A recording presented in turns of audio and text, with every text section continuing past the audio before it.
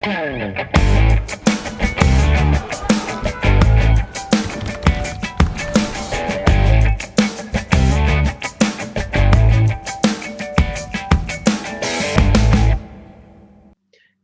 no ar o nosso programa Espaço Cidadão, chegando em todo lugar, onde tiver internet, pelo nosso canal no YouTube, Robson Carvalho, e pode nos achar também pelo Robson Cidadão e faz a sua inscrição.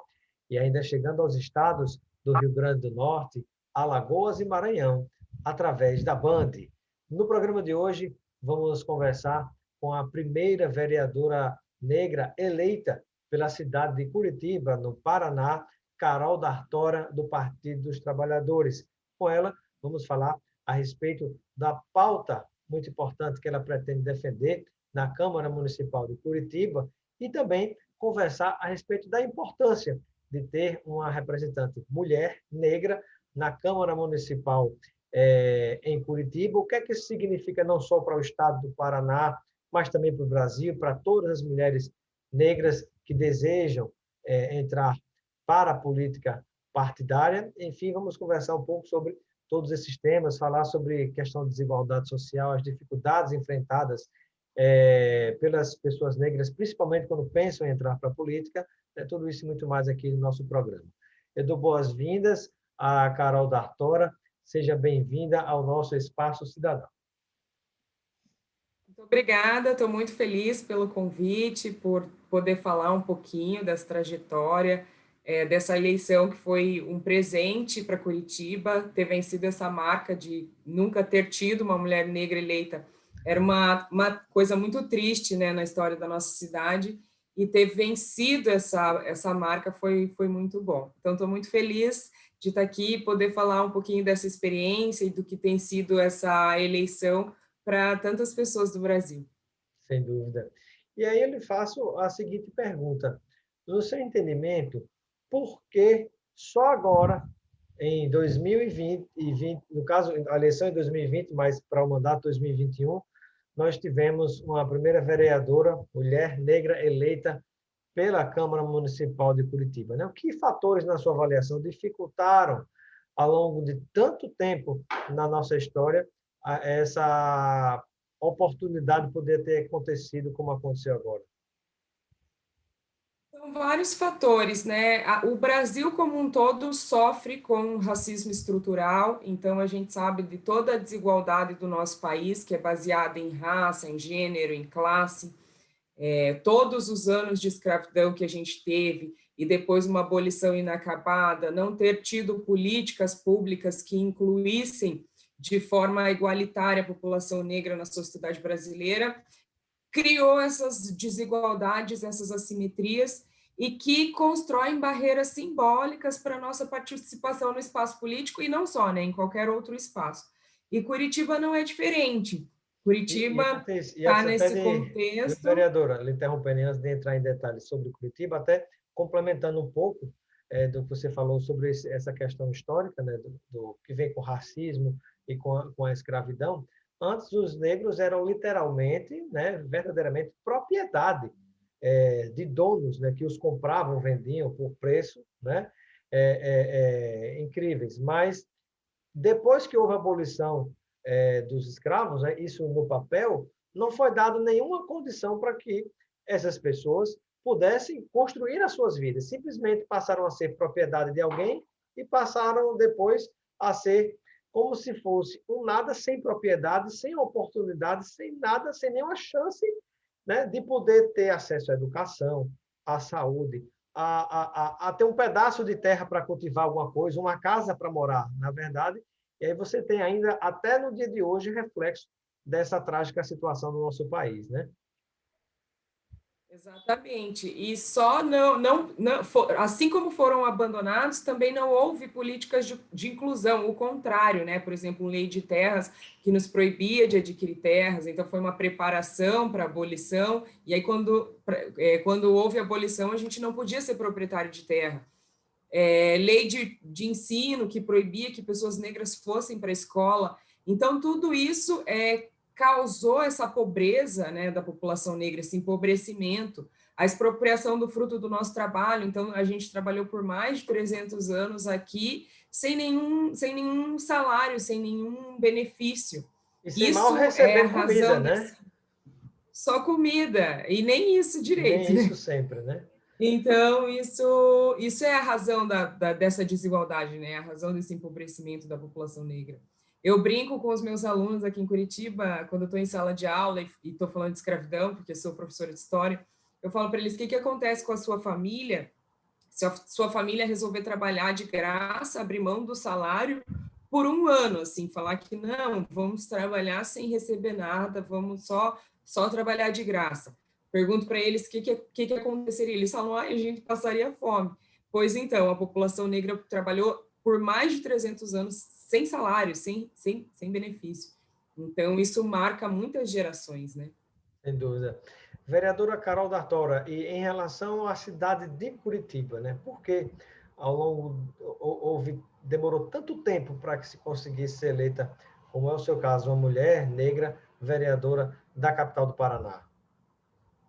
Então, como eu vinha dizendo, o Brasil sofre, né, com essa consequência da escravidão, dessa abolição inacabada. Curitiba está nesse contexto, mas os estados aqui do Sul, eles têm um perfil diferente, né? Aqui a gente tem um menor contingente de população negra. Alguns estados chega a ser 60%, 60%, 56%. Aqui no Sul, aqui em Curitiba, somos 30% pretos e pardos. Então, é um menor contingente, mas é um contingente significativo. E aqui houve, né, uma construção de uma ideia de ser uma cidade branca. Então, a cidade se organiza a partir dessa ideia de ser uma cidade que foi colonizada apenas por europeu. Esse discurso foi sendo reproduzido ao longo da história, vários historiadores que mentiram a respeito da escravidão, por exemplo, aqui no sul do Brasil e em Curitiba, dizendo que não houve escravidão no sul do Brasil, e por isso aqui não teria negros.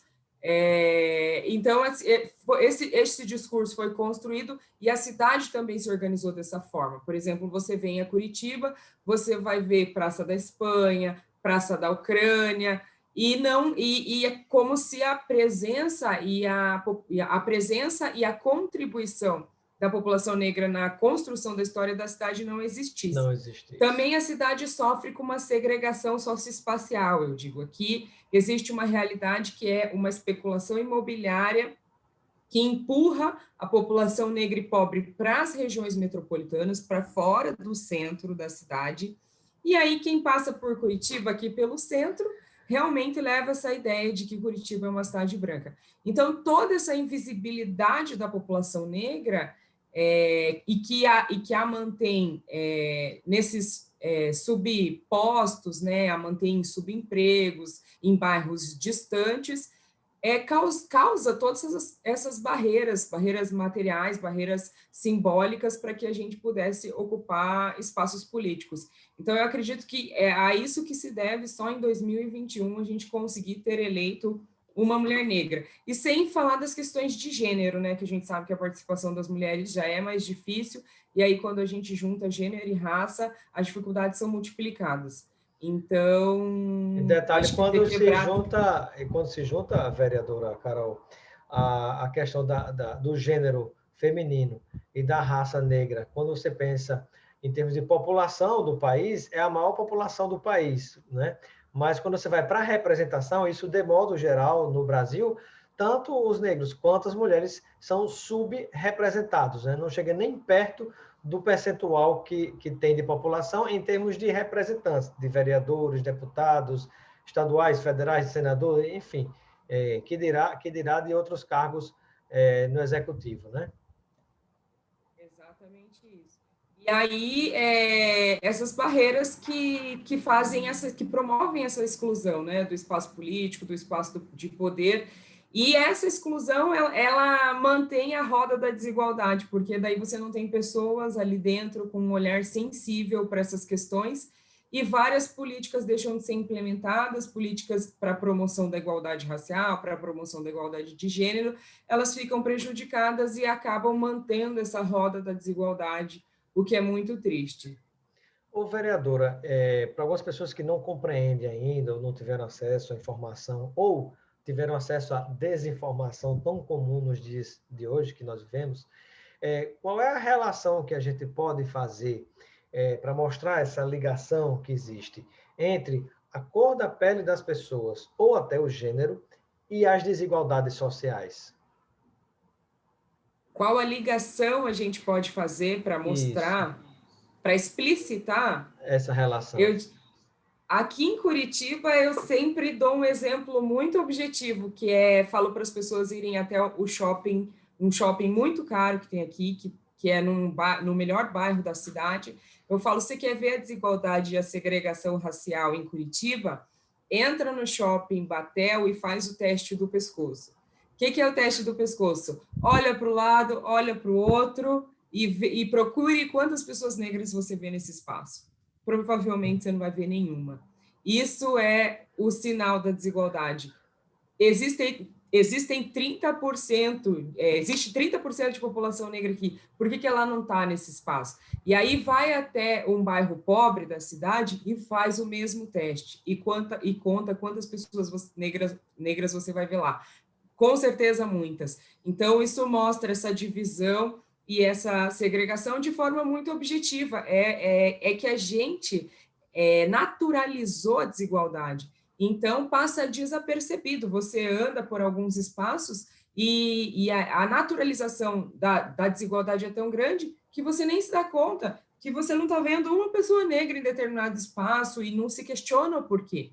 Então, eu sempre brinco que a gente tem que fazer o teste do pescoço nos espaços, e Olha isso para um mostra lado, olha para o outro. visualmente, olha para o lado, olha para o outro, isso mostra visualmente, assim, essa desigualdade. Fora visões recorrentes, né? Eu acho que é uma questão de abrir o olho para a realidade. Aqui em Curitiba, infelizmente, né, realmente a gente tem um contexto de uma cidade mais conservadora, menos democrática. Então, é normalizado também você ir num shopping e você vê um segurança e perseguir um adolescente só por conta da cor da pele ou por como ele está vestido. Isso não faz nenhum sentido, mas aqui na nossa cidade é uma visão recorrente. O segurança aborda, fala que ele não pode estar naquele espaço. O nome disso é segregação. Preconceito, Questão de gênero racismo, né? também, racismo. Questão de gênero também é só você olhar, por exemplo, o número de empregadas domésticas. A maior parte das empregadas domésticas no Brasil são mulheres negras. O que isso nos conta? Que a gente continua reproduzindo uma lógica de serviço doméstico, de escravização, de subalternização, herança da nossa escravidão. Acho que a herança direta da nossa escravidão são as empregadas domésticas. E a dificuldade, né, desse trabalho ser Aquela reconhecido. relação Casa Grande-Senzala ainda está muito presente na nossa vida. De uma Exatamente. forma normal, E naturalizada, e muitas vezes colocando algumas frases como: não, mas é como se fosse uma pessoa da família. Né? é como se fosse, porém, na hora de ganhar Não a é. herança, não ganha, né? É, exatamente. E dorme no quartinho dos fundos e come o que sobra. E enquanto todo mundo está assistindo televisão, ela está lavando a louça. Isso é naturalizado no nosso país, infelizmente. Esses dias eu estava estava conversando com uma amiga que é arquiteta e ela estava dizendo que muitos arquitetos estão indo trabalhar na Europa e que é uma coisa louca, assim, porque quando eles chegam na Europa eles querem construir quartinho de empregada e isso não é uma lógica de lá. Tipo assim, eles não sabem, não existe quarto de empregada. E é um traço da nossa cultura que é a herança direta da escravidão. O quarto de empregada nas casas, na verdade, aqui do Brasil, é como se fosse a mini senzala para uma classe média que não tinha a fazenda, com a senzala mais distante, colocava um cantinho dentro de casa, né, que se chama dependência ou quarto de empregada, né? Mas é um pouco isso, assim, acho que é uma questão da gente se sensibilizar e abrir mais os olhos. E a gente percebe que essa sensibilização ela está acontecendo, né? Não é à toa que eu me elegi aqui em Curitiba. Eu considero que isso são vários fatores, né? Isso se deu por Você foi causa a de vários terceira mais fatores. votada, né? Fui a terceira mais votada da cidade. E falando dessas coisas, falando exatamente dessa desigualdade na cidade, dessa segregação na cidade, da violência racial na cidade, das desigualdades de gênero, porque também a cidade não é pensada para as mulheres, então falta de iluminação pública que atinge diretamente a vida das mulheres. E aí eu acho que esse discurso, mais essa maior conscientização da sociedade quanto à necessidade da gente superar essas exclusões, fez com que a gente conseguisse esse resultado aqui, que foi maravilhoso.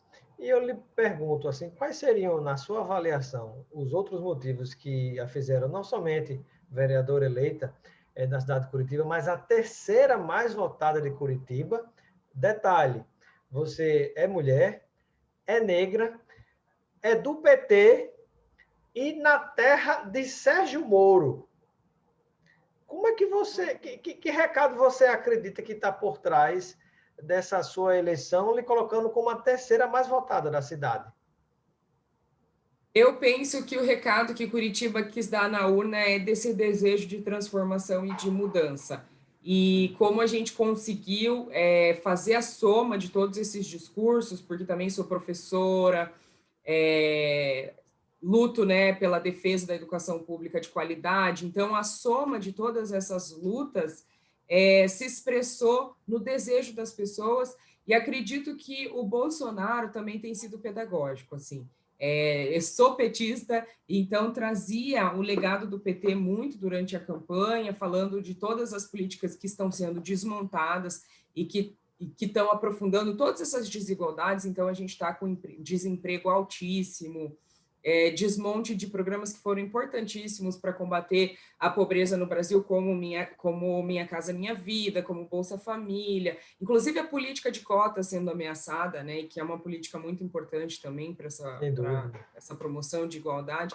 Então, eu falava dessas coisas e eu acho que o Bolsonaro ele está mostrando que realmente esse projeto político que está posto ali de morte, de desprezo pela população brasileira, não está sendo bom. Acredito que tem muitas pessoas que já estão arrependidas, repensando. Eu ouvia muito isso na rua, tipo, eu votei, queria uma mudança e errei, e não sabia o que estava fazendo. Eu ouvi isso nas ruas.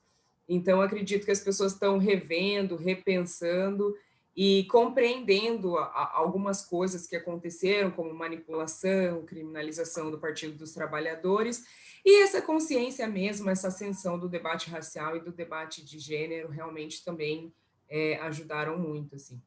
Sem dúvida. Vereadora, quais são, antes de falarmos sobre as suas principais metas como vereadora de Curitiba, né, os principais temas que você deverá se debruçar sobre eles, eu gostaria de saber se existe ou existirá algum tipo de trabalho articulado entre vereadoras negras, mulheres, né, eleitas em várias outras partes do Brasil. Estamos articuladas, né? Nós já éramos articuladas, né? O movimento de mulheres negras vem se articulando há um bom tempo. O movimento negro já está articulado há um bom tempo, mas a gente vê esse protagonismo do debate das mulheres negras. Acho que começou ali em 2015, começou não, mas a gente teve, isso se mostrou para o Brasil em 2015, na Marcha das Mulheres Negras em Brasília, que foi uma marcha enorme com mulheres negras do país todo, e a gente vinha desde lá fazendo essa denúncia da nossa subrepresentação nos espaços de poder, nos espaços políticos, e da importância da gente construir quadros, pessoas qualificadas para ocupar esses espaços, e que isso era urgente. Então, essa construção que a gente vem fazendo, ela dá seus frutos, começa a dar seus frutos agora. Então, estamos articuladas, sim, já estávamos, né, enquanto movimento de mulheres negras, e agora como mulheres negras eleitas, que temos várias coisas em comum, né, além da pauta, da nossa pauta, que é em comum, a violência política sobre nós, ameaças de morte. Então, a gente está em rede para buscar canais de proteção, fazer rede de acolhimento, de proteção, para que a gente possa exercer o nosso mandato de forma efetiva. E também trocas de projetos, né? Debater o que você está fazendo na tua cidade, está sendo legal aí. Foi muito legal, por exemplo, agora no dia 29 de janeiro, que é o dia da visibilidade trans, várias vereadoras negras apresentaram projeto de lei sobre a necessidade, né, da visibilidade, do nome social, enfim, projetos em benefício da população trans. Então, a gente está em rede, está fazendo essas trocas, legal. E acredito que vai ser um trabalho bem legal. Eu entrevistei, Carol, a Tabata Pimenta, né, a primeira vereadora trans eleita no Rio Grande do Norte, né, também com muito entusiasmo, com muita esperança, né, de que o resultado dessas eleições, com o resultado dessas eleições, elas poderão, digamos, ter mais condições de ter visibilidade para mostrar também a sua capacidade, porque ainda é um público que é muito excluído, muitas vezes tem espaços de trabalho, de emprego e de estudos até, que são negados por serem pessoas trans, como muita coisa é negado de forma até, entre aspas, natural a negros, a homossexuais, a idosos e por aí vai, né? Então, acho que é muito positiva, né? Muito profícua essa rede que a gente vem fazendo com as vereadoras eleitas em todo o Brasil, né? Foi uma eleição municipal atípica, né? Foram eleições municipais atípicas, porque elegeu as primeiras de várias cidades, as mais votadas, as primeiras negras, as primeiras trans. E eu espero que esse movimento progressista ele continue para as eleições presidenciais. A gente tem que trocar de projeto e colocar uma pessoa com uma visão humana na nossa presidência para botar o Brasil de volta no rumo de uma democracia de verdade. Andando em Curitiba, a vereadora Carol D'Artora consegue encontrar esperança nessa possibilidade de mudar, porque eu percebo, né, às vezes em algumas entrevistas, em alguns diálogos de bastidores com pessoas de algumas outras partes do país, um pouco de desesperança, porque há muitos seguidores desse tipo de comportamento e pensamento lamentável do presidente da República. Houve agora eleições para a Câmara e Presidência do Senado, presidência da Câmara e presidência do Senado, onde foram eleitas pessoas completamente alinhadas. O velho Centrão, né, agora está dentro do governo, tão condenado. Né? A vacina, que era esculhambada pelo presidente, agora é elogiada pelo presidente, mas para os seus seguidores. Tanto faz como tanto fez, né, mudar discurso. Eu pergunto, de onde você tira a esperança de que é possível mudar? Se a gente não tiver esperança, a gente não se move, né? Uma coisa que eu faço questão de manter na minha vida é a esperança. E aqui em Curitiba, por exemplo, a minha candidatura foi extremamente desacreditada, era extremamente desacreditada, por eu ser petista, por eu nunca ter disputado nada, pelo debate que faço, que muitas vezes é acusado de ser um debate ideológico, que o debate era muito ideológico, e do PT ainda, e com muito diálogo, com muito trabalho, com muito esforço, com muita paciência, com muita esperança, a gente conseguiu esse resultado, assim, com muita humildade de fazer o debate com as pessoas. Então, é desse mesmo lugar que eu mantenho a minha esperança. E eu também sou professora, né? E professora de história. Então, eu digo que essa é só uma janela na história, né? A gente já teve outros momentos virão. A gente está com a consciência do nosso país em disputa.